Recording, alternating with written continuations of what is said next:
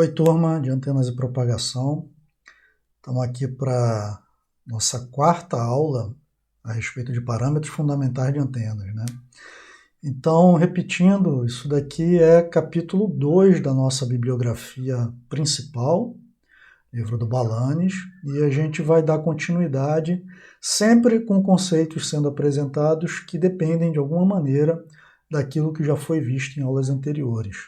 Muito pouca coisa nesse assunto de antenas e principalmente desses fundamentos de antenas, muito pouca coisa é estanque, é desconectada de outras que a gente já viu. Então é tudo uma sequência, então é muito importante que a gente vá acompanhando aí na sequência e que não assista um determinado vídeo sem ter assistido e compreendido bem o anterior, ter tirado todas as dúvidas. Então nesse daqui a gente vai ver eficiência de antenas, ganho, que é um conceito, um fundamento que eu já falei um pouquinho dele quando eu falei em diretividade, agora a gente vai entendê-lo. Eficiência de feixe e finalizar com um parâmetro fundamental de antenas, uma das primeiras coisas que a gente mede quando a gente acaba de criar um protótipo de uma antena, um novo modelo, uma antena que a gente está testando, um dos parâmetros principais que a gente mede em laboratório para saber se a gente vai adiante ou então tem que mexer em alguma coisa, a largura de banda da antena. Então vamos lá. Então, eficiência de antena. Tá? Então, eficiência está muito relacionada à habilidade que ela tem, alta ou baixa, de radiar. Tá? Então, considera perdas nos terminais de entrada e também na estrutura da antena. Vamos tentar compreender como é que é isso? Primeira coisa, um desenho que vai acompanhar a gente em alguns momentos aqui desse vídeo, um desenho fundamental. Pega aqui uma linha de transmissão, qualquer uma, de qualquer tipo. Uma antena qualquer também, de maneira que está estabelecida aqui uma interface entre linha e antena, que são os terminais de entrada dessa antena. Bom, o que está sendo dito logo aqui abaixo? Vamos começar por esses terminais de saída aqui. Olha o que está sendo dito. Terminais de saída, é ali a boca da antena, é a antena já no limiar de encontrar o espaço aberto. E está dizendo que a referência de diretividade. Vamos já entender o porquê disso. E outra coisa aqui, se a gente vai agora para os terminais de entrada dessa antena, olha o que está sendo dito. Referência de ganho. Vamos entender a respeito de um parâmetro que a gente já viu, diretividade. Diretividade a gente já conhece. Por que está sendo dito, então, que aqui nessa parte da antena, terminais de saída, isso daqui é uma referência de diretividade? A antena aqui, por facilidade, por didática, ela está sempre sendo analisada como transmissora. Tá? Embora todos os parâmetros eles sempre funcionem, eles tenham a atuação deles quando ela é receptora também. Então aqui, entrada, né, saída, quer dizer, está claramente indicando que a gente está analisando ela como sendo uma transmissora. E aqui, bem na saída, a referência de diretividade. Bem, a gente já viu que diretividade vai ser ali um parâmetro fundamental da antena dependente das coordenadas direcionais. Via de regra, no caso geral, θ e φ. Algumas têm simetria em φ, vão depender só de θ, a gente já viu alguns exemplos. Mas, no geral, para qualquer direção que seja, eu tenho lá uma diretividade função de θ-φ, que a gente já aprendeu a calcular, inclusive. E que não está dependendo de características de perda que a antena possa sofrer de potência aqui na sua estrutura. A gente não falou de nada disso quando foi definir diretividade. A gente falou de potência radiada, não foi isso? De maneira que, então, é muito apropriado eu falar que esses terminais aqui são referência para a diretividade. A diretividade é o que está acontecendo dali para frente. Como é que essa P-rádio está se distribuindo mais ou menos em determinadas direções. Então, natural que a referência seja aqui a ponta da antena, a saída da antena. E a gente vai entender daqui a pouco por que aqui nos terminais de entrada a gente chama de referência de ganho. A gente ainda não entende porque a gente ainda não viu o conceito de ganho. Bom, Que perdas são essas que a gente está falando, que acontece no terminal de entrada e na estrutura da antena? Uma muito importante que a gente vai analisar agora e a gente retorna a ela também quando estiver falando de largura de banda. Reflexões por descasamento de impedância, linha de transmissão, antena. Tá? Vai haver descasamentos aqui, vai voltar a potência pela linha, criando uma coisa que vocês já viram em linha de transmissão, criando uma taxa de onda estacionária ali naquela linha, composição dessa onda indo com onda que está voltando. Eu quero sempre minimizar, evidentemente, essa onda que está voltando. Eu quero que tudo que passe pela linha adentre na antena e, uma vez dentro da antena, que seja radiado. A gente vai analisar essas coisas no vídeo de hoje. Então, descasamento de impedância. E tem um outro tipo de perda, atenuações de efeito Joule, então corrente quadrada que multiplica a parte resistiva da antena, tá? Perdas ômicas, não é? Na estrutura da antena. Então aí já é a perda, analisando de novo a antena como transmissora, é aquela perda que acontece em cima daquele percentual de potência que conseguiu adentrar na antena, que não foi refletida no descasamento de impedância. Então ainda está sujeita a atenuações na estrutura da antena. É a antena aquecendo, convertendo aquela energia ali em dissipação de calor, que é uma outra coisa que a gente, claro, não quer que aconteça. Então, em termos de formulação, a gente pode falar de uma eficiência total da antena, tipicamente representado dessa maneira, composta por três outras. Essa em vermelho, eficiência de reflexão, está aqui no descasamento. Essas outras duas se referem a essa parte de atenuação aqui. Uma é a condutiva e outra é a dielétrica. As duas promovendo perda. Tá? O que acontece é que esses dois parâmetros aqui são muito difíceis da gente determinar, teoricamente, por meio de expressões. Muito difícil mesmo. Em geral, eles são medidos na antena, e mesmo essa medição é muito difícil distinguir o que é devido a EC e o que é o ED. Em geral, se mede essa característica de perda por atenuações na estrutura, mas é uma medição de uma vez só. Você pega ali, olha, aqui está tudo misturado, quem é EC e quem é ED, está tudo aqui nessa medição. De maneira que é muito comum a gente ver na literatura chamar de ECD. Agora, não há maiores problemas em a gente não conseguir fazer essa distinção entre EC e ED. O que a gente precisa de fato saber é quem é essa perda composta aí dos dois, o ECD. Isso é importante e isso dá para se obter. Então, a eficiência total da antena, um parâmetro entre 0 e 1, uma eficiência, dado por ER, que multiplica ECD. Se a gente quiser abrir quem é o ER, aí a gente fala de parâmetros de linha de transmissão que talvez vocês se lembrem. Olha só, quem é a eficiência de reflexão? 1 menos módulo quadrado do gama. Então, o gama, o coeficiente de reflexão aqui nessa interface, linha-antena, certo? Então, esse gama, quanto maior ele for, maior for esse módulo quadrado aqui, menor será esse parênteses. No limite, se essa coisa se aproximar de 1, esse parênteses vai ser 0. Isso quer dizer o quê? Uma eficiência de reflexão 0 ou próximo de 0. Quer dizer que a antena é muito pouco eficiente nesse quesito aí de descasamento. Quer dizer que o descasamento é muito alto. A reflexão lá de volta na linha é muito elevada. Pouca eficiência. Então é assim que se interpreta esse número. Quanto mais baixo, está tendo mais descasamento, mais retorno de potência refletida na linha. Algo indesejado. Tá? Então, manter esse módulo quadrado aqui baixo é o ideal. No limite, se a gente conseguisse ele sendo 0, eficiência total de reflexão, ou seja, não reflete nada. Tá? Seria um limite teórico aí a se buscar. Então, eficiência total, eficiência de reflexão, e o ECD, eu não tinha dado um nome para ele, fica como eficiência de radiação. Faz muito sentido chamar dessa maneira, porque já está contabilizando aquela potência que entrou, passou aqui para dentro. E agora, qual é a habilidade da antena de fato radiar de maneira eficiente essa potência que já chegou nela, já passou ali pelos terminais de entrada? Já sofreu essa questão do descasamento, isso já ficou para trás, então já tem uma potência ali dentro da antena. Como é que ela consegue de fato converter isso em radiação, que é o que a gente quer?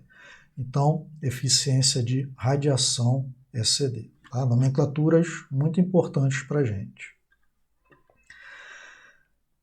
Quando a gente tiver definido o ganho, que vem logo em seguida, a gente vai entender essa questão aqui de o ganho ser, de que nesses terminais de entrada é a referência de ganho, né, que está acontecendo aqui. Isso ainda não está tão claro porque a gente ainda não definiu quem é o ganho. Bom, um lembrete aqui, olha, de linha de transmissão que eu trouxe. Então tem a linha de transmissão, impedância característica ZC dessa linha, aquela impedância distribuída ao longo da linha. Terminais aqui ligando a uma carga, que vai ser a nossa antena, que eu estou aqui traduzindo como essa impedância da carga, que é a nossa impedância de entrada, nosso Zin, tá? Já que a gente está interessado na entrada à antena. Tá? Então o ZL é o nosso Zin. E só relembrando como é que calcula um gama-in, que a gente está interessado em fazer o módulo dele, né? Em geral, eles serão complexos. Essa Zin, tá, da antena, menos impedância característica da linha, sobre Zin mais impedância característica da linha. Então, se não te for dado o gama, mas você souber essas duas impedâncias, você vai calcular desse jeito o gama e vai fazer o módulo dele para poder calcular o ER. Eficiência de reflexão. E finalmente vamos olhar para o ganho, repetir a figurinha aqui, para a gente não precisar voltar lá nela. E aqui nessa mesma figura, eu estou relembrando para vocês os fenômenos envolvidos, associados a perdas. Olha lá. Aqui na interface está acontecendo um retorno aqui de potência. Quem está ditando se ele é mais alto ou se ele é mais baixo é a intensidade de gama. O módulo de gama vai dizer isso aí para a gente.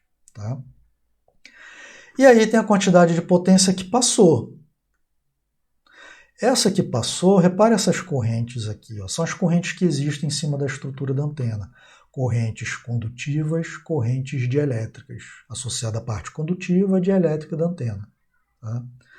Tudo ali imperfeito, tudo com perdas, essa é a situação real, de maneira que haverá aquecimento aqui, efeito Joule.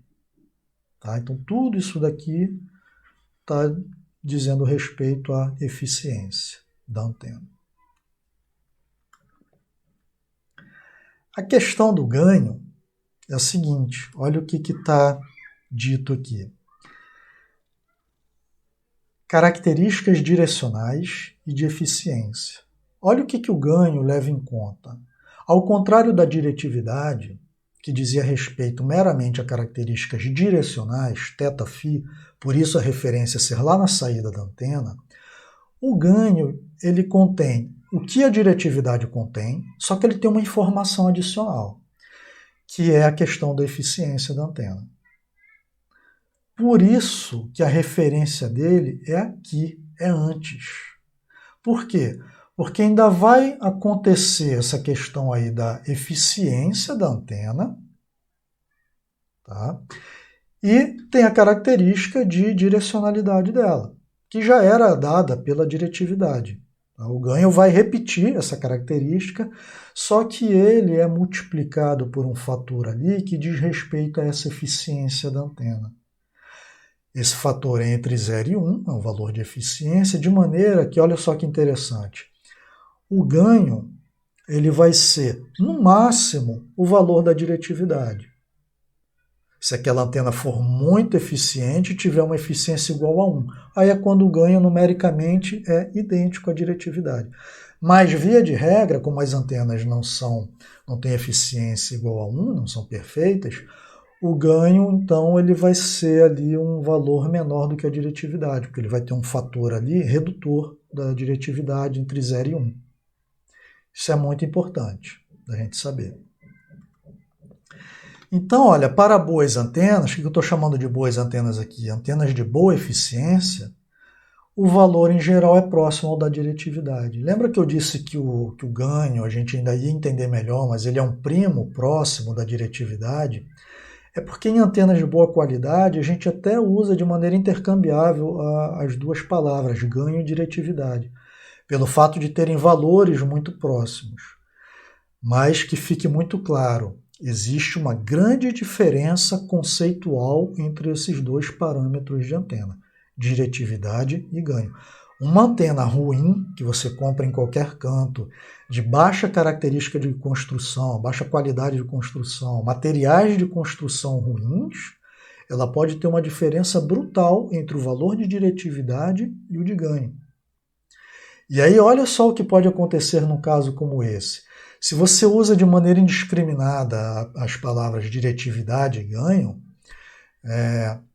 você pode estar achando que uma antena, ela por ter lá uma determinada diretividade bastante elevada, que ela será também uma boa radiadora, de boa eficiência, mas o ganho não está dizendo isso. Se for olhar o ganho é baixinho. Tá? Ou então ainda uma outra coisa. Vamos analisar de outra forma agora. Você olha uma antena de ganho muito baixo, uma antena de má qualidade, e tem o ganho muito baixo. Aí você não presta atenção nessa qualidade dela, e simplesmente pela informação de ganho baixo, você assume que então ela é uma antena de diagrama muito aberto, que ela concentra pouco energia. Na verdade, você pode estar tratando ali de uma antena de alta diretividade, que concentra muito sim aquela energia, mas o valor de ganho dela é baixo porque ela é uma antena pouco eficiente. E você vai ter uma conclusão completamente errada sobre a característica de radiação daquela antena. Então vamos adiante. Vamos ver um pouquinho de formulação e ver como é que a formulação de ganho se assemelha com a diretividade a menos de um detalhe. Então ganho, geralmente expresso por G. Então vamos lá pegar a definição similar àquela de diretividade. Aparece o nosso 4π aqui. Intensidade de radiação a função de θφ em geral. Perfeito. Até aí, igualzinha de diretividade. Vamos lembrar quem era o denominador no caso da diretividade? Potência radiada, P-rad. Que é aquela mesma potência lá que a gente encontra em um campo distante. P-rad, potência que foi radiada. Olha a referência aí de diretividade sendo os terminais de saída. P-rad. Já aconteceu tudo o que tinha que acontecer para trás em termos de eficiência. No ganho já não é essa potência de referência, de denominador. É a potência aceita pela antena, também chamada de potência de entrada, Pin.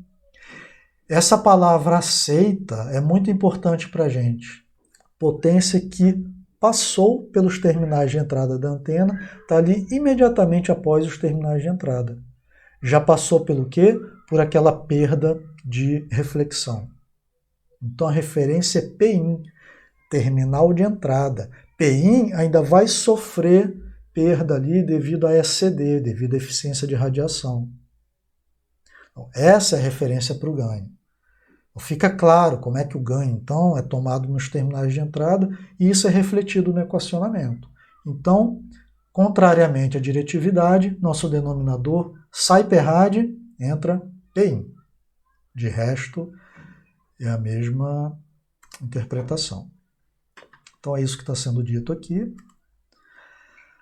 Então, olha, a relação, finalmente a essa altura, já dá para vocês entenderem o que seria uma relação entre P-rad, lá na saída, Pin. O que tem entre os dois ali? Eficiência ECD, eficiência de radiação. Então, uma se relaciona ao outro por meio de ECD, que é um fator redutor. P-rad, via de regra, será menor do que Pin, no máximo igual para uma antena perfeita, que não tem perda condutiva ou de elétrica nenhuma. Essa antena não existe. Não existe uma antena desse jeito. Então, Pin, relação P-rad com ECD. Posso então escrever, no lugar de Pin, jogar P-rad sobre ECD. Botando esse ECD aqui para fora, eu tenho nesse colchete exatamente quem? Quem é que está aqui? diretividade. Ou seja, como já era de se esperar, então, ganho se relaciona com diretividade por meio da eficiência de radiação. Ganho é ECD que multiplica D. Sempre, então, ó, menor do que a diretividade o ganho. Se você quer puramente isolar características diretivas da antena, é importante você trabalhar com diretividade. O ganho está te dando informação adicional. Conforme a gente fez essa reflexão aqui algum tempinho atrás, olhar só para o ganho, querendo concluir a partir dali a respeito de características direcionais, se você não tem certeza de que essa antena é altamente eficiente, é perigoso. Você pode chegar a uma conclusão errada. Agora, uma antena muito cara, uma antena de muito boa qualidade, que você já sabe que é extremamente eficiente, você olha lá o valor de ganho dela, você vai saber que aquilo ali praticamente corresponde à diretividade, características direcionais de radiação. Falando agora um pouquinho da formulação, dá para escrever uma formulação para ECD? Bem, se ele quem é ECD? É P-rad sobre P-in, e a gente conhece muito bem onde é que estão atuando essas potências aí, tanto a rad como a in. Dá para escrever uma expressão sim de ECD em termos da parte resistiva da antena. Está falando de potência média aqui. A gente está olhando para essa parte resistiva aí da antena. Está lá aquela figurinha que a gente conhece, a representação por um equivalente TVNAM, válida para boa parte das antenas. Tá? Está aqui a antena como carga, as duas resistências série representando essa parte aí de perda ômica e aqui uma parte reativa. Tá? Vê se essa definição de ECD é boa. Resistência de radiação sobre a resistência de perda mais resistência de radiação. Se a resistência de radiação for zero, eu já expliquei a vocês que resistência de radiação, embora a gente não tenha visto ainda no detalhe, mas ela tem uma relação direta com essa habilidade da antena de radiar. Ela está associada ao mecanismo da antena jogar para fora essa potência para o espaço aberto. É isso que significa resistência de radiação. Se ela for zero, ECD é zero. Quer dizer, eficiência de radiação nenhuma. Essa antena não radia. É de se esperar, né? Pela definição de RR. Outra coisa, se a resistência de perda tender para infinito, ECD também vai tender para zero. Faz sentido? Faz. Agora eu já estou falando de que está havendo muita perda por efeito Joule ali em cima da antena. Aquela potência toda que está entrando se converteu em energia térmica. Também não vai servir de nada, não vai irradiar nada. Tá? E uma terceira análise, se essa resistência de perda tender para zero. O que acontece? Essa razão vai tender para RR sobre RR, vai tender para 1. Eu vou tender a ter eficiência máxima. E curiosamente, independente de qual seja o valor de RR, né? Vai ser RR sobre RR. Vai tender para ser máxima essa eficiência aí de radiação da antena, ela botar para fora aquela potência que entrou pelos terminais de entrada. Então a definição interessante de ECD, e mais do que interessante, ela é de fato a definição correta, porque já que ECD é P-rad, associado ao mecanismo de radiação promovido por RR, sobre Pin, tá? Pin é aquela potência que acabou de entrar pelos terminais e ela vai ser jogada em cima de quem? Vai ser jogada em cima de RR e em cima de RL também. Então, nada mais natural que a definição seja essa mesmo. Em cima só tem RR, do P-rad, e embaixo tem RL mais RR, que é do Pin. Então, essa de fato é a definição. Tá? A relação entre as duas potências.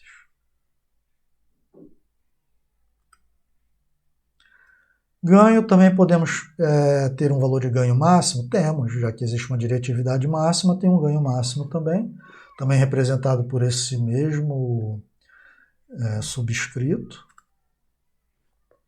E, assim como a diretividade, também é muito comum que a gente expresse ganho em escala logarítmica, em dB. É muito mais usual.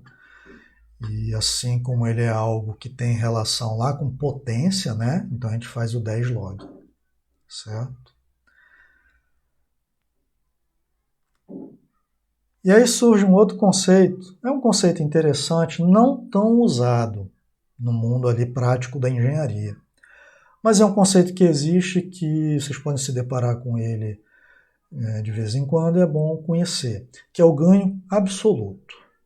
Então costuma ser descrito dessa maneira, G absoluto, de θφ, do mesmo jeito que o ganho convencional.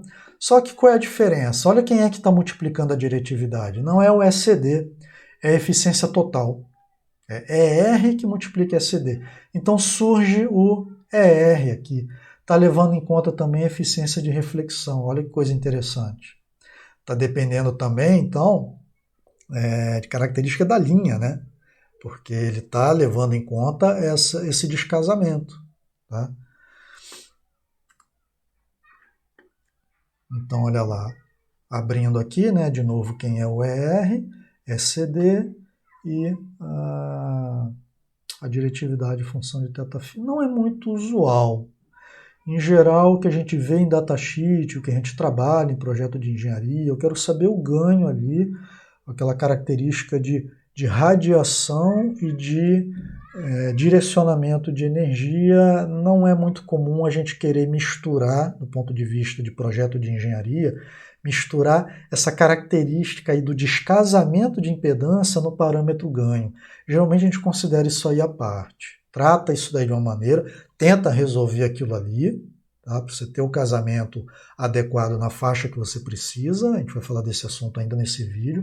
E o ganho já é outra história. A gente costuma querer separar isso em engenharia. Mas existe esse parâmetro, ganho absoluto.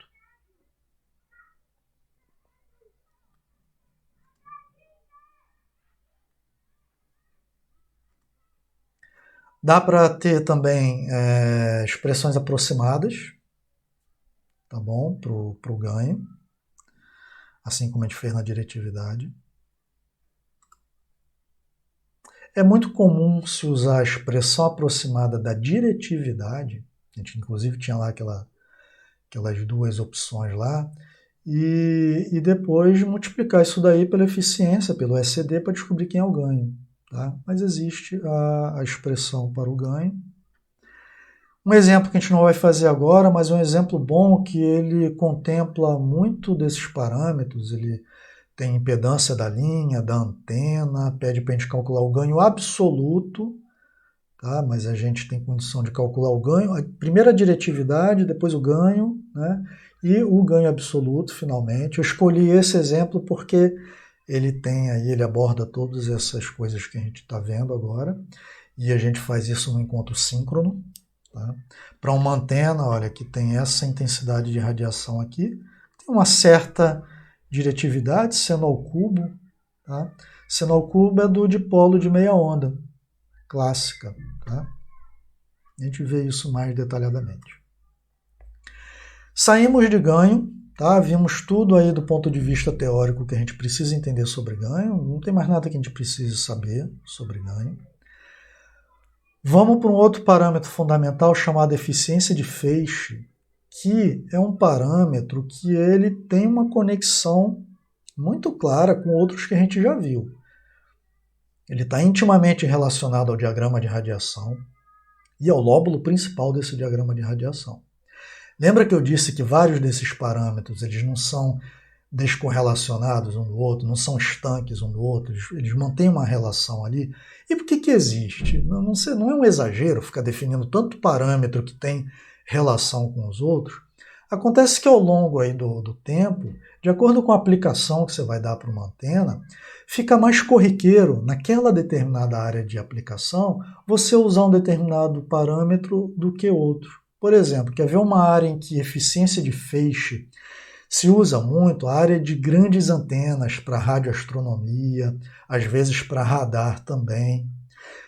Para a gente em telecomunicações fazendo ali um enlace ponto a ponto, então fazendo um cálculo de cobertura a um sistema celular, já é um parâmetro bem menos usado, eficiência de feixe. Ele é fácil de entender. Então eu mostrei primeiro aqui essa figurinha. Tem aqui um diagrama, tá? E tem esse cone, né? Se a gente der um giro em φ, isso daqui é um cone, fiz esse giro aqui, de uma abertura θ1 qualquer. Tá? Abri o θ aqui nesse valor θ1, fiz o giro. E aí eu quero saber qual é a relação entre a potência que está passando por esse volume e o P-rádio total. Isso que é eficiência de feixe. Então eu vou definir dentro daquela abertura, é como se ele é muito eficiente se ele está pegando ali uma potência muito grande. Quanto mais próxima de P-rádio inteira for essa potência que está nesse cone, eu digo que a eficiência daquele feixe é maior. É isso. Né? Então a potência dentro de um cone sobre a potência total radiada, evidentemente adimensional. Em termos das nossas formulações, como é que fica isso? Vamos olhar primeiro para o denominador. Aqui, ó. Quem é o denominador? Eu tenho aqui intensidade de radiação, seno θ d θ d φ é o elemento de ângulo sólido, é o dω, calculado em todo o espaço. P-rádio. Né? Em cima é a mesma coisa. Qual é a única coisa que altera aqui? O limite superior de integração em θ, que é para ir apenas até θ1 e não de 0 a π, como é o P-rádio. Então isso daqui é aquele pedacinho de P-rádio, só que está dentro aí desse cone, sobre P-rádio total. É meramente isso. Tem uns casos específicos. Se θ1 é o ângulo de ocorrência do primeiro nulo, tá? Eu fiz θ1 coincidir com aquele ângulo lá que define o nulo, onde vai começar o primeiro lóbulo secundário, terminou o lóbulo principal. Aí essa eficiência de feixe ela é muito peculiar, né? É a quantidade de potência que está indo pelo lóbulo principal em relação à potência total. Então dá uma maneira ali de você saber o quanto que o principal está carregando do P-rádio total. Parâmetro interessante, dependendo ali da sua aplicação. Uma eficiência muito alta entre nulos, usualmente no entorno de 90, então é quase que tudo está sendo transmitido pelo principal, né? Um número 90 é muito elevado. É importante nessas aplicações aí que eu tinha mencionado, radiometria, astronomia, né? Que são os radiotelescópios, radar, é tudo, essas aplicações, é tudo feixe extremamente estreito, e mecanismos de supressão de lóbulo lateral para você ter pouco lóbulo lateral. É antena cara, técnica construtiva muito específica para aplicações muito bem determinadas. É uma antena que você vai ver em tudo quanto é lugar. Não é isso. É uma aplicação muito específica, um EF entre nulos muito, muito elevado. Né, que é o quê? P-rádio quase que toda no lóbulo principal. E um lóbulo principal muito estreito. Lóbulos secundários devem ser minimizados. E aí a gente vai para a largura de banda, um grande assunto de antenas, último assunto desse vídeo. Vamos ver se a gente compreende ele muito bem, a gente vai ter chance de tirar dúvidas sobre isso daí. Vou dar uma apresentação aqui técnica sobre isso, qual é o impacto de largura de banda. Então vamos primeiro tentar ver o que significa quando eu falo esta antena tem determinada largura de banda, tipicamente em hertz, em megahertz, que seja. A definição é muito simples, uma faixa de frequência dentro da qual a antena tem funcionamento aceitável dentro dos requisitos, dos parâmetros de projeto. Tá? A questão é o que é esse funcionamento aceitável aí. A questão é a seguinte,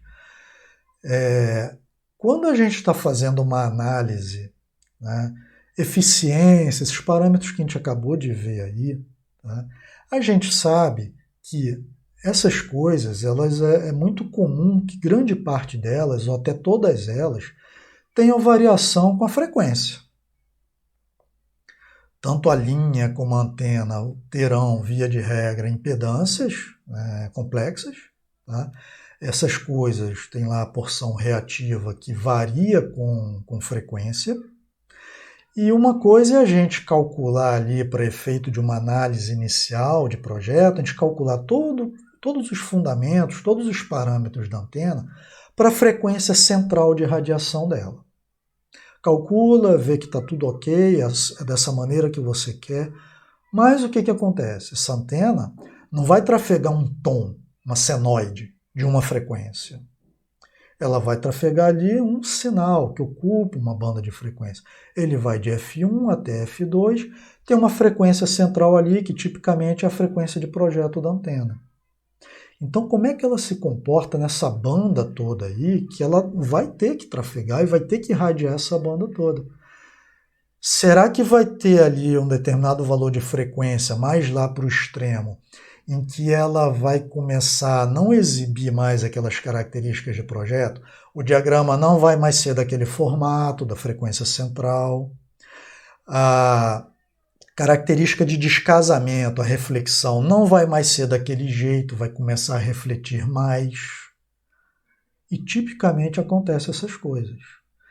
Então, o que o projetista tem que definir é o seguinte: o quanto que o meu projeto tolera de discrepância em relação ao cálculo para a frequência central, de maneira que eu ainda posso considerar que a antena está funcionando de maneira adequada. Essa discrepância aí não é proibitiva para eu botar essa antena no mercado e dizer que ela funciona dentro daquela faixa. Qual é essa faixa aí? Essa faixa é a largura de banda da antena. Então é isso aqui, é uma faixa em que ela tem um funcionamento aceitável. Passou dali, é como se o fabricante estivesse dizendo, olha, passou daí, ela já vai ter muita reflexão, tá? Não vai ter essa eficiência aí de reflexão muito boa. O diagrama, o formato dele que está lá no datasheet, eu já não garanto que é esse daí. Você está operando fora da faixa que eu, projetista, considerei aceitável. Então tem um monte de parâmetro envolvido que pode se alterar de acordo com a frequência, praticamente todos os parâmetros da antena, em geral. E aí tem umas definições, né? Como é que numericamente a gente expressa a largura de banda de uma antena?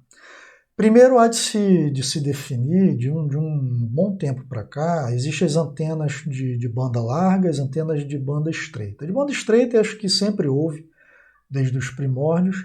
De uns tempos para cá, pela necessidade de mandar sinais de largura cada vez maior, surgem as antenas de banda larga, tá? Ou faixa larga. Tá? E aí, conforme essa antena tem esse objetivo de ser uma antena estreita ou larga, é muito comum que a forma como eu indico a largura dela seja diferente. É muito comum que para antena de banda larga, a gente indique assim, qual é a frequência superior dela, 2 pontos, qual é a frequência inferior. Então, a antena 10:1, tá? Ela tem lá a frequência superior 10 vezes a inferior. É uma maneira de indicar para a antena faixa larga. E a estreita costuma ser desse jeito aqui, ó. Superior menos a inferior sobre a central, e expressa isso em percentual. Então, uma antena de 5%, por exemplo. Fez essa conta e fez isso aí expresso em percentual. Isso é obrigatório? Isso é muito rígido? Não, nem um pouco. Não é. Tá? A própria definição, né? A partir de que valor de banda eu chamo uma antena de banda larga? Existem definições para sistemas de banda larga e de banda estreita, definições até bem precisas de como é que eu chamo um ou outro. E às vezes quem trabalha com antena não usa essa definição, que é a definição do sistema, usa uma outra definição. Essas coisas não são muito bem definidas de uma forma absoluta. Então eu estou dizendo aqui como é que grande parte das vezes se considera, mas pode ser que você veja uma antena banda larga sendo expressa dessa maneira aqui, percentual. Tá? E na verdade isso não é grande problema, é importante você saber qual é aquela faixa em que ela vai funcionar bem. Onde é que começou, onde é que termina.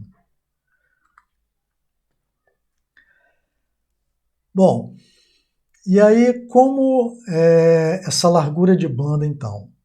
Ela pode ser definida de acordo com essa variação dos inúmeros parâmetros da antena, usualmente a gente acaba fechando em dois muito relevantes, que é o diagrama de radiação, ou seja, variações do diagrama com a frequência e variações da característica de impedância com a frequência. De maneira que surgem duas nomenclaturas que podem parecer estranhas no primeiro momento, mas dá para entender bem, que é largura de banda de diagrama e largura de banda de impedância. Pessoal, vamos deixar isso muito claro, eu já vi muita confusão sendo feita a respeito dessa nomenclatura. A largura de banda, ela continua sendo de frequência, a banda é de frequência. Por que a gente chama largura de banda de diagrama e largura de banda de impedância? Vamos para de diagrama. É aquela faixa de frequência em que o diagrama de radiação se manteve com um comportamento adequado, muito similar àquele comportamento que você computou para a frequência central. Então, é a definição da largura de banda de frequência, tá? Levando em consideração o que está acontecendo com o diagrama. Aí leva esse nome, largura de banda de diagrama. Tá? Você pode imaginar a largura de banda devido a oscilações do diagrama, para ficar mais fácil de entender. E a outra, largura de banda de impedância. Mesma ideia, como é que está variando essa impedância e, portanto, variando as reflexões de volta lá na linha de transmissão, conforme eu estou me afastando em frequência para cima e para baixo da frequência central de projeto. Então eu vou até onde variou de maneira que eu defino, ok, até essa quantidade de reflexão aqui que está acontecendo nesses extremos, até aqui está aceitável. Tá? Então eu vou dizer, então a banda está aqui. Daqui para frente, não, já está retornando tanta potência na linha que eu já não considero que isso aqui seja uma faixa de operação dessa antena. Essa antena vai radiar mal, tá? Porque está entrando pouca potência nela. Ainda vai ter a perda dentro da antena, né? Então, estou definindo por meio de impedância. Então, tem essas duas nomenclaturas, tá? Mas é tudo na frequência. Então, tá lá o que está incluído quando a gente está analisando a largura em termos de ganho, tá? Que é a mesma coisa de dizer que a largura de diagrama, ela também leva esse outro nome aqui. E na impedância, basicamente, está levando em conta aí, ela traz associados esses elementos aí de perdas, tá? Então vamos lá. Uma dessas definições é mais aplicada na prática, em termos de projeto? Qual seria? Sim, tem uma delas que é mais aplicada. E vamos analisar primeiro o efeito da outra. Tá? A menos, em geral, nos projetos aplicada, ela acaba ficando um tanto secundária. A análise principal se baseia na de impedância, que é a medição, até por ser uma medição que se faz em laboratório, com um instrumento que eu vou mostrar daqui a pouco. Tá? Tudo que é referente a diagrama em laboratório já é mais complicado de se medir, você precisa de uma estrutura especial, a gente pode conversar até mais sobre isso. De maneira, então, que antes disso, isso aí vai estar no próximo slide, na verdade, antes disso, deixa eu só dar alguns casos aqui práticos de o que é o limitante entre o diagrama de impedância e o diagrama de radiação. Se a gente está falando de um dipolo menor do que o dipolo de meia onda, tipicamente quem é limitante é essa largura de banda de impedância, um parâmetro a ser bem observado com muito critério. Antenas de comprimentos intermediários, você deveria olhar para ambos, mas é conforme eu disse, tipicamente você vai olhar primeiro, ele vai ser muito definitivo de impedância. Mediu, ficou ruim, você não precisa nem olhar para o de diagrama.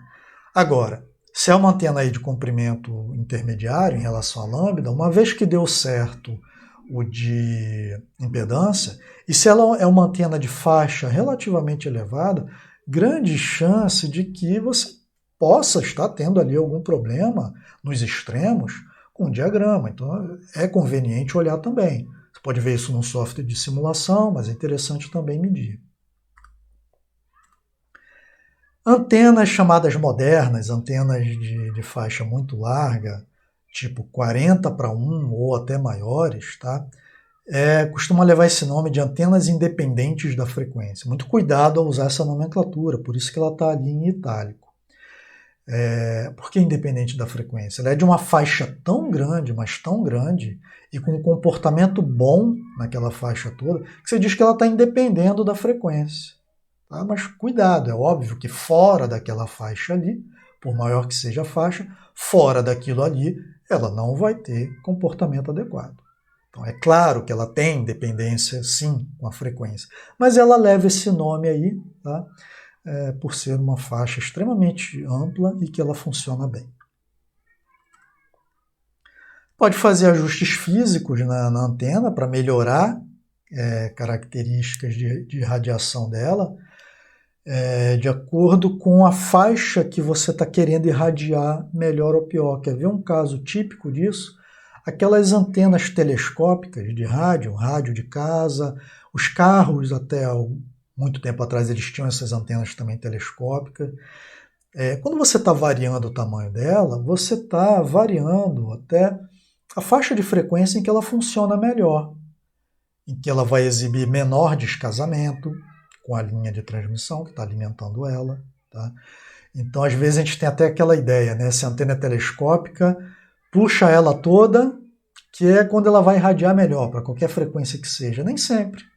Nem sempre. Se ela está funcionando numa faixa, ela foi feita para funcionar numa faixa muito ampla, você pode experimentar ali vários tamanhos dela, pode ser que funcione melhor numa faixa do que em outra. E aí vamos deixar para o final olhar ali fazer uma análise a respeito de como é que seria a largura de banda de impedância. Vamos antes olhar então a de diagrama. Como é que ele está sendo alterado variando frequência? O teste aqui é o seguinte, a gente vai dar uma olhada em abertura de meia potência, HPBW, também conhecida como abertura de 3 dB, não é? Para uma antena filamentar que está aqui, ó, de comprimento L, está mantido fixo, a antena está lá e ela mede L. Só que a gente vai variar a frequência que a gente está botando para ser irradiada por aquela antena. Então a gente vai ficar variando a relação entre o comprimento de onda lambda e esse comprimento físico L da antena. O que a gente está fazendo aqui? Eu estou com uma frequência relativamente baixa, tá? De maneira que eu estou com um lambda elevado, e que aí se eu pego o lambda e divido por 50, eu posso dizer que o L ficou menor igual que esse lambda aí. Um lambda bem grandão, eu preciso dividir por 50 para dizer que o L ficou menor do que ele. Então, respeitando isso daqui, tá? Escolhi uma frequência que faça com que isso aqui seja verdade. Vou lá e meço, a abertura está de 90 graus. É essa abertura mais externa aqui, esse tracejado mais forte aqui externo. Ó. Basta olhar para um lado que ele é simétrico, tá? Então está aqui. Lembra, se a antena é um filamento, ela tem aquela característica omnidirecional da rosca, tá? Então imagina isso aí fazendo um giro, vai formar aquela rosca e de uma abertura bem, bem larga, tá? Aí agora eu vou aumentar a frequência, vou diminuir lambda. Mesma antena. Agora, lambda é pequeno, se eu divido lambda por 2, eu já estou garantindo L menor ou igual. A lambda agora ficou significativamente menor. Aumentei bastante a frequência. Tá? Vou lá plotar a abertura, vai dar essa coisa aqui, ó, 74,93 aqui. Tá? Que já é um caso, já se ela fosse lambda sobre 2, é essa linha contínua aqui, ó. Essa daqui mais interna já mudou. Tá? Já está mais interna aqui. Agora vamos aumentar mais ainda a frequência. De maneira que agora L é menor do que lambda. Tá? Frequência muito alta, lambda pequeno. Olha para onde é que foi essa abertura aí. O L sendo igual a lambda, é esse pontilhado aqui, ó, essa mais interna de todas. Então, se a gente compara essa mais interna aqui com a mais externa de todas nesse nosso exemplo, é muita diferença, 90 e 47,8. É um delta de abertura de 42,2 graus, é muita coisa. Mesma antena, só variando quem é a frequência que eu botei para radiar. Então, certamente, dependendo aí da minha aplicação, tá? Se é uma aplicação mais restritiva quanto à característica de concentração dessa energia, eu não poderia dizer que a largura de banda dessa antena está englobando tanto essa frequência baixa aqui como essa frequência alta aqui. Não estaria englobando. Quando eu observo que a variação do diagrama é dessa natureza, eu não, opa, então essa antena, a largura de banda dela, que eu vou botar ali no datasheet, eu vou vender ela desse jeito, tem que ser menor, mais próxima aí de uma frequência central de projeto. Né? Porque senão o seu cliente, imagina se você está gerando uma radiação, uma área de cobertura, e você disse lá que a sua antena, então, ela funciona bem nessa faixa imensa, que está pegando esses dois extremos aqui. E aí ela vai atender usuários, tem um usuário que pegou lá um canalzinho lá, uma faixa de frequência, nesse extremo aqui. Aí um outro usuário pegou nesse outro extremo aqui. Só que um deles, se ele estiver bem na borda de cobertura, vai conseguir ser atendido.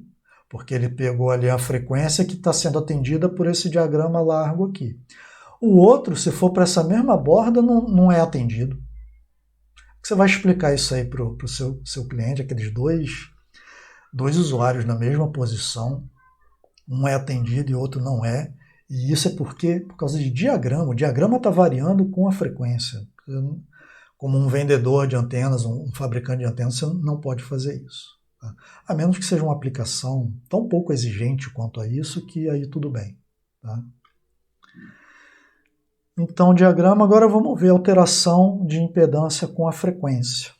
Vamos ver um pouquinho aí sobre isso. E aí a gente usa um dispositivo que se encontra em laboratório, que ele vai analisar parâmetros S. Tá? Quando a gente está analisando lá um dispositivo de duas portas, por exemplo, eu já posso fazer uma análise de parâmetros S. Tipicamente aqui para essa análise a gente vai estar interessado no S11, às vezes chamado de S11 também. Por que a gente chama de S11? Porque eu estou jogando potência na porta 1 desse dispositivo aí, desse equipamento, a porta onde eu vou estar ligando os terminais de entrada da antena, porta 1, e estou medindo o retorno também por essa mesma porta, por isso que é 1. Tá? Estou jogando e estou fazendo a medição nessa porta daí. Que é útil para o quê essa medição? Exatamente para eu ver descasamento, quanto é que está voltando. Tá? Tem uma outra maneira, eu posso fazer uma análise também, que seria o complementar disso daí, tá? Que seria medir ali o quanto que passou. Né? O quanto que passou. Se eu tenho essa ideia do quanto que passou, eu sei também indiretamente o quanto que está refletindo. Mas o parâmetro muito usual para fazer essa análise aí de qual é a banda da antena por meio de uma análise do parâmetro de variação de impedância é fazer uma análise do S11. Tá? O equipamento esse equipamento, é um analisador vetorial de rede, existe de diversos fabricantes. Tá lá na porta 1, ligada à sua antena. Porta 2 está com uma carga aqui para ela não ficar operacional. Aqui uma instruçãozinha gravada de como é que você usa essas portas aí, tá? Para fazer os diversos tipos de medição. Então, um cabinho aqui e tem uma antena aqui, uma microfita que está plana aqui, tá vendo? Então, estou fazendo uma medição que vocês conhecem, ó, o equipamento plota, a carta de Smith, você calcula a impedância complexa e tudo mais e descobre o que tem que fazer ali para fazer casamento de impedância. E descobre então como é que está ao longo de uma faixa de frequência de interesse que você varre, como é que é o comportamento do S11, ou seja, como é o comportamento desse retorno aí. E tipicamente qual é o gráfico que eu obtenho de S11? É um gráfico desse jeito aqui, ó. Frequência, Quem é o S11, classicamente dado em dB, quanto menor é esse valor aqui, tá? Significa que está havendo menor reflexão de volta na linha. É a faixa, então, em que a antena está radiando melhor, quer dizer, está passando mais potência para dentro dela. Então, repara. E aí você pode estabelecer limiares de interesse para você como projetista. Tá? O limiar é estabelecido por uma horizontal que você traça aqui. Quanto mais para o alto, mais está refletindo de volta, é pior. Tá? Então, se eu sou muito restritivo, eu quero que volte muito pouca coisa, eu quero cravar aqui no menos 10, que a gente vai entender em termos percentuais o que significa esses valores aí, percentual de potência refletida. Aí eu passo aqui a minha horizontal no menos 10 e descubro que para eu ficar dentro desse menos 10, existe uma faixa de frequência ali bem estreita, ó, que vem daqui desse valor, né, até aqui esse outro valor, no entorno aqui aproximadamente do 2,5, que é a frequência central dela. Se eu quero manter essa boa qualidade aí de radiação, eu olho ali para os extremos, o meu limitante está nos extremos. Quando o extremo chegou no meu limite que eu considero razoável, eu defino, está aqui minha banda. Porque eu sei que a minha banda vai radiar daí para melhor, né? Que é daqui para dentro. Para dentro está sempre melhor. Até atingir o melhor ponto de todos, que é aqui. Se eu for relaxando, eu aceito que a minha antena, que passe pouca potência para dentro da antena, a minha aplicação aceita isso, pode refletir muita coisa. Eu vou relaxando. O que é relaxar?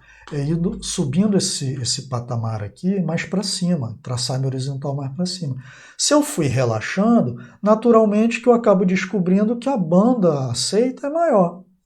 Dentro de toda essa banda aqui, funciona. Agora, lá perto dos extremos, esse funcionamento pode ser sofrível. Tá?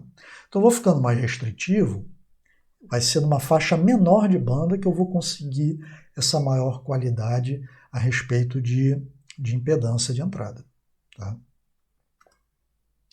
E aí a gente pode estudar, a gente finaliza o slide mostrando uma coisa que eu vou mostrar novamente no encontro síncrono da gente, que é a gente estudar uma planilhazinha que resume de uma maneira muito interessante para alguns valores, tá?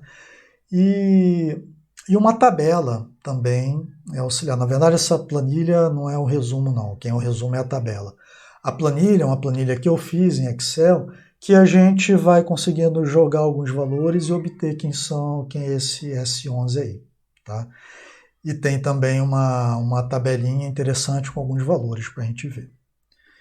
Então, deixa eu pegar aqui essa planilha.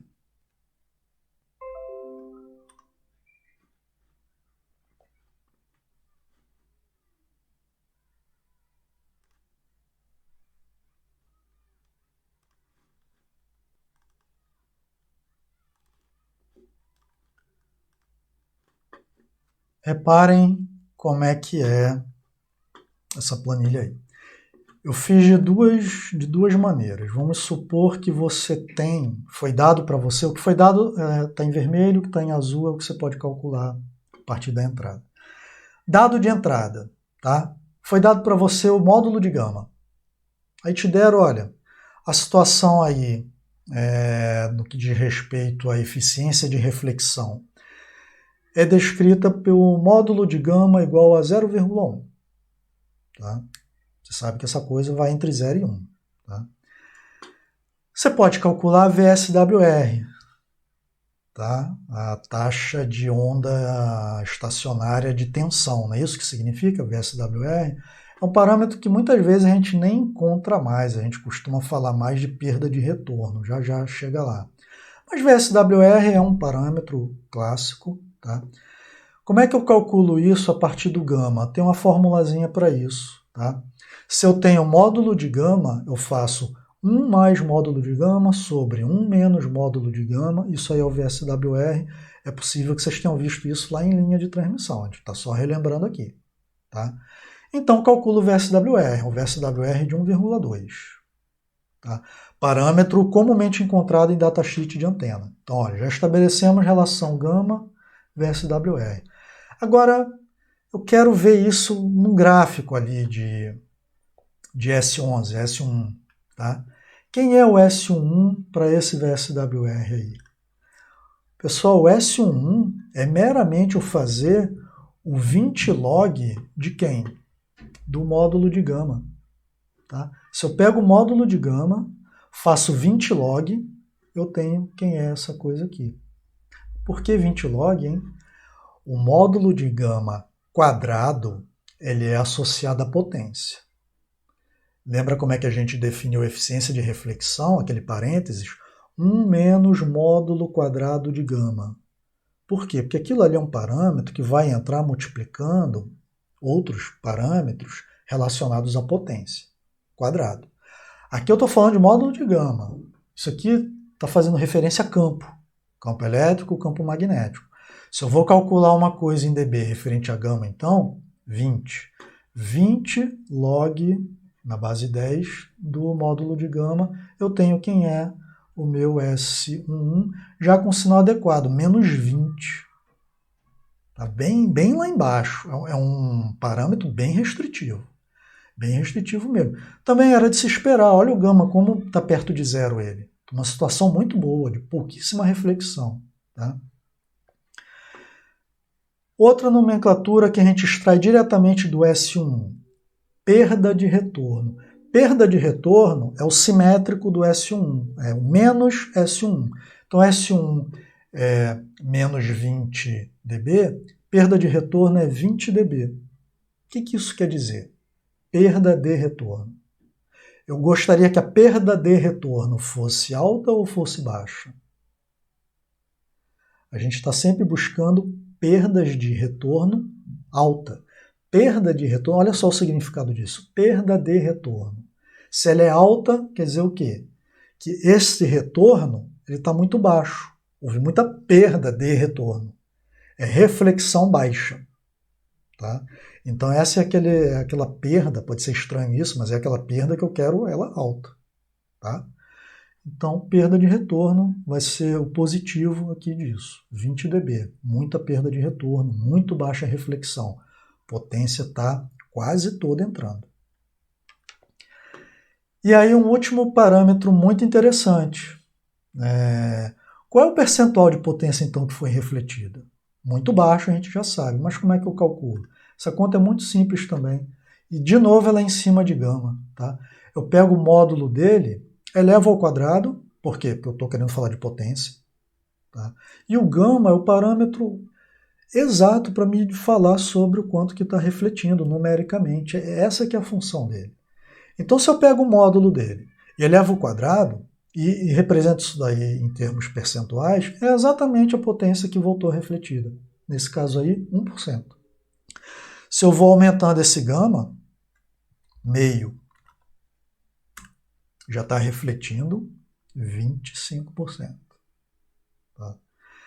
Se eu vou com ele para zero, vai dar até problema aqui em alguma conta, que tem ele no denominador, se não me engano. Tá? Mas percentual de potência refletida zero. Se eu vou com ele para 1, pior caso de todos, percentual de potência refletida 100%. Tá? Aqui dá problema por causa da divisão. E aqui, olha, é a tabela fazendo as mesmas contas, mas é caso a sua entrada tem alguém que te deu o seguinte, olha, essa antena aí tem o S11 de menos 12. Calcule aí os outros parâmetros, quanto por cento ela está refletindo de volta. Então, os mesmos cálculos, agora eu consegui obter o módulo de gama, e a partir do módulo de gama eu obtenho o VSWR e potência refletida. E aí eu já adianto para vocês que um parâmetro típico para os projetos aí, em geral, é o S11 menos 10. Então vamos ver ele menos 10 aqui, o que significa?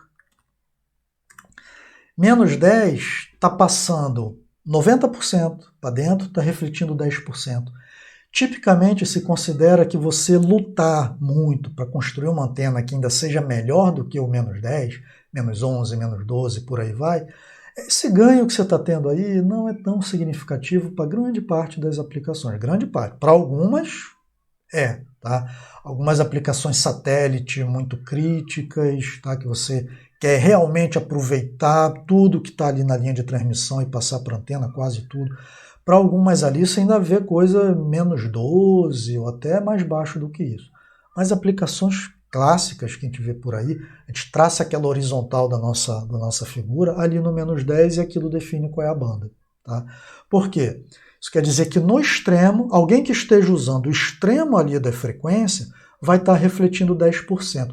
Todo o restante que estiver usando frequência mais próxima da frequência central vai estar refletindo até menos do que 10%. Esse número aí ele é sempre no limiar. Tá? Esse valor de VSWR, que se traduz no S, isso é sempre o valor de limiar, é o pior dentro da faixa. É dali para melhor. Tá?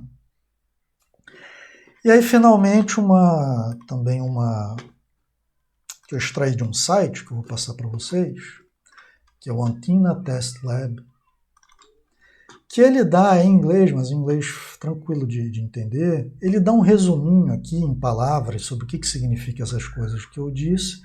Tem uma tabelinha interessante, perda de retorno, tá? O que significa em termos de o quanto está refletindo e, portanto, o quanto que está passando para dentro da antena, e o que significa em termos de VSWR. Tá?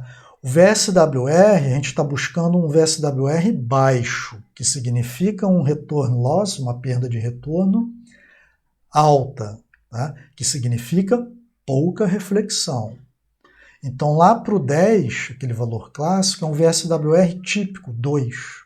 Tá? Quando você, às vezes, pega o datasheet de uma antena e o fabricante diz assim, VSWR menor ou igual que 2. Às vezes ele diz isso. O que ele está garantindo? Olha, estou te garantindo aí que você vai ter perdas de reflexão máximas. Se você usar, né, essa linha de transmissão que a gente está indicando aqui, né, da impedância da antena, qual é a linha que você deveria ligar nessa antena daí, né? Então, se você está fazendo da forma correta, eu estou te garantindo que você vai ter, no máximo, uma potência refletida de 10%, tá? Ali nos extremos. Então, é comum a gente ver isso aí em datasheet. Se for VSWR ainda menor, às vezes a gente vê menor do que 1,7, por exemplo. Aí já é melhor ainda, a gente já está falando para essa parte mais baixa aqui dessa planilha. Aí já é bem mais sofisticado, essa antena vai ser cara. Olha o que significa o 20 dB, é 1% de reflexão. Tá? Então, pessoal, eu vou passar esse material também para vocês, a gente vai tirar todas as dúvidas no nosso encontro síncrono, tá? Assunto muito importante do ponto de vista prático, todos os outros são também, mas esse daqui é um assunto bem clássico, quando a gente está medindo a antena, obter aquela figurinha ali do S11, tá? A gente vai ter a chance de entender isso melhor ainda na nossa conversa síncrona. Então a gente fica por aqui. Então, obrigado e até uma próxima.